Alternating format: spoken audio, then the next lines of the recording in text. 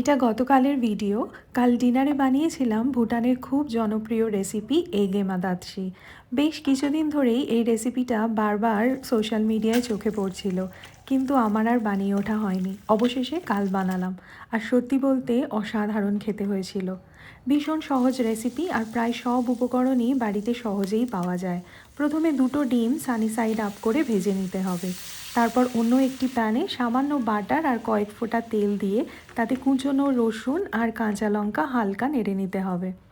এরপর চিজ আর অল্প একটু জল দিয়ে নাড়তে হবে। চিজ পুরোপুরি গলে গেলেই এই মিশ্রণটা ঢেলে দিতে হবে ডিমের ওপর।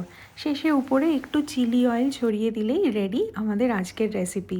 সাধারণত এটা ভাতের সঙ্গে পরিবেশন করা হয়, তাই আমিও ভাতের সঙ্গেই খেয়েছি। তবে আমার মনে হয় এটা ব্রেড বা পাস্তার সাথেও দারুণ লাগবে। যারা আমার মতন এগ লাভার্স, তাদের বলবো এই রেসিপিটা অবশ্যই ট্রাই করে দেখতে।